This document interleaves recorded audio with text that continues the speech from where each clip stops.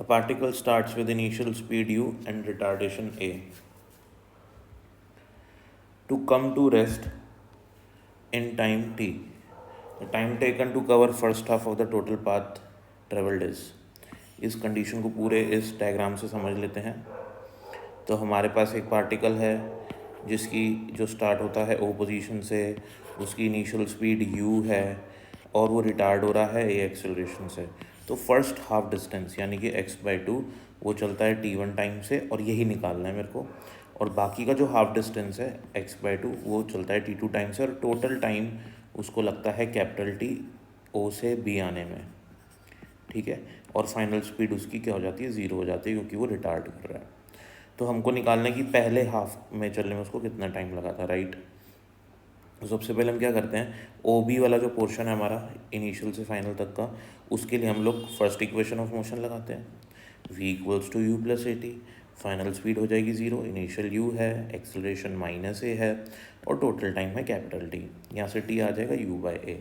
और हम इसी पूरे मोशन के लिए थर्ड इक्वेशन ऑफ मोशन भी लगाते हैं, v² minus u square is equals to 2as। तो मेरे को पता है फाइनल स्पीड तो मेरी 0 हो जाएगी, इनिशियल स्पीड मेरी u है और एक्सेलरेशन जो है वो मेरा नेगेटिव है, इसलिए -2a लिखा है मैंने। माइनस से माइनस कैंसिल हो जाएगा डियर स्टूडेंट्स, यहाँ से मेरे पास x की वैल्यू आ जाएगी u²/2a, ठीक है। अब हम ओ ए वाले पोर्शन की स्टडी करेंगे, यहाँ से यहाँ तक वाले की, ठीक है। तो हम क्या करने जा रहे हैं, ओ से ए में मेरे को टाइम चाहिए ना, तो मैं distance second equation of motion लगा लेता हूँ। या तो फर्स्ट लगाऊंगा सेकंड लगाऊंगा, फर्स्ट से मुझे डिस्प्लेसमेंट मिलेगा नहीं, तो इसलिए मैं सेकंड लगा रहा हूँ जिसमें डिस्प्लेसमेंट भी और टाइम भी है। तो यहाँ से यहाँ तक का डिस्प्लेसमेंट डियर स्टूडेंट्स हो जाएगा x/2, इनिशियल स्पीड है u और टाइम लगेगा t1 माइनस हाफ ए t1², माइनस का साइन इसलिए आ रहा है क्योंकि रिटार्डेशन हो रहा है। अब ये वाली जो x की वैल्यू है ना u²/2 है, वो हम यहाँ यूज़ कर लेंगे, तो यहाँ सब्स्टिट्यूट कर देता हूँ। तो यहाँ पे ऑलरेडी 2 है तो ये हो जाएगा u²/4a। ut1 माइनस हाफ ए t1², RHS में जो भी टर्म्स है वो एज इट इज़ आ गई। नेक्स्ट स्टेप में हमने क्या करा, ut1 को लेफ्ट साइड पे और माइनस ए t1² को लेफ्ट साइड पे ले लूँगा, तो ये हो जाएगा प्लस और ये हो जाएगा माइनस इक्वल्स टू 0।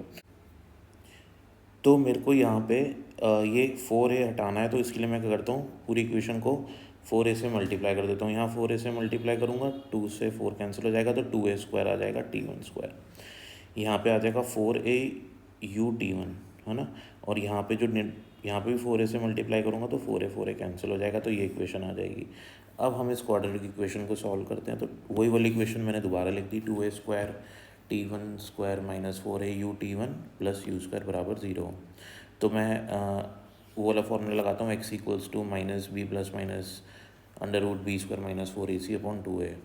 तो मेरे पास यहाँ पे ये वाली जो टर्म है ये है a, ये वाली टर्म है b और ये मेरे पास है c, ठीक है। तो माइनस b की जगह मैं ये लिख देता हूँ माइनस ऑफ 4au, तो माइनस माइनस प्लस हो जाएगा, तो यहाँ डायरेक्ट 4u आ जाएगा, प्लस माइनस का साइन एज इट इज़ आया, b², ये रहा मेरा b, इसका स्क्वायर कर देंगे तो 4au का होल स्क्वायर हो जाएगा, 4 एज इट इज़ आ गया। a मतलब जो मेरा x² का कोएफिशिएंट होता है ना, जर्नल इक्वेशन क्वाड्रेटिक की क्या होती है, ax² plus bx plus c बराबर 0 ये होती है। तो यहाँ पे मुझे क्या लिखना है डियर स्टूडेंट्स, a मतलब x² का कोएफिशिएंट, x² का कोएफिशिएंट है 2a², आ गया 2a²। c मतलब ये जो जिसमें कोई x का कोएफिशिएंट x नहीं है कोई भी टर्म, तो वो जो कांस्टेंट होता है वो c। तो u² यहाँ पे हमारे पास कांस्टेंट है, राइट। अब इसको मल्टीप्लाई करेंगे 4 इंटू 2a² u², है ना। तो ये हमारे पास हो जाएगा 8a² u², तो 8a² u², इसका होल स्क्वायर करेंगे 16a² u², अपॉन में 2a करना था तो a वापस से हमारे पास यही है, तो ये 2a की जगह आ जाएगा 2a का स्क्वायर, है ना। तो नीचे हो जाएगा 4a², नीचे हो गया 4a²। अब ये सब ट्रैक कर लेते हैं हम लोग, 16 माइनस 8 हमारे पास आ जाएगा सॉल्व करने पे, ये आ जाएगा 2√2au, है ना। a² है u² है तो स्क्वायर हट जाएंगे तो au आ जाएगा, और 16 माइनस 8 बचेगा, है ना, √8 बचेगा मेरे पास, √8 होता है 2√2, तो मैंने डायरेक्ट यहाँ पे 2√2 लिख दिया। और यहाँ पे 4AU एज इट इज़ आ गया और डिनोमिनेटर वाला 4A² भी एज इट इज़ आ गया। अब इन टर्म्स को सेपरेटली और इन दोनों टर्म्स को सेपरेटली लिख लेता हूँ। तो 4AU/4A² माइनस 2√2AU/4A² हो गया। ठीक है, अब जो टर्म्स कैंसिल हो रही है 4 और A² से A² कैंसिल हो जाएगा, तो सिर्फ U/A बचेगा। लो U/A आ गया।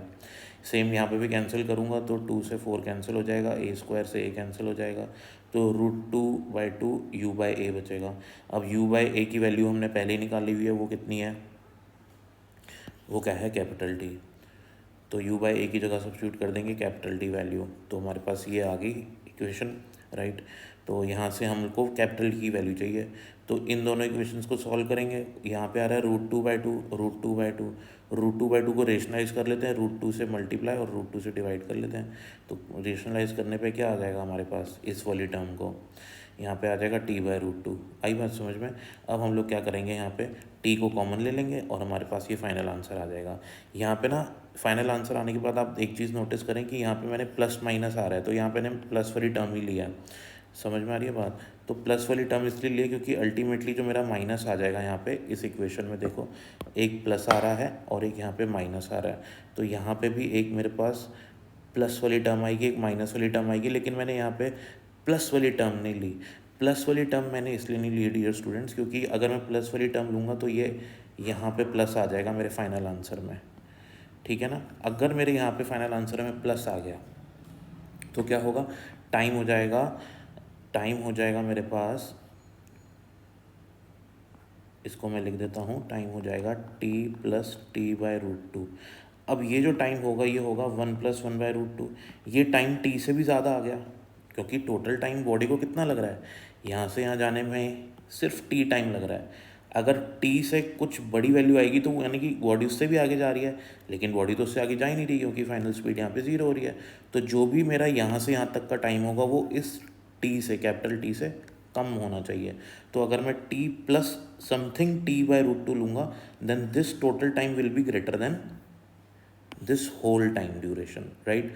तो मेरे को इस पूरे होल ड्यूरेशन से छोटा टाइम चाहिए, तो इसलिए मैं ये प्लस वाला कंसिडर नहीं करूँगा, ये प्लस वाला कंसिडर नहीं करूँगा।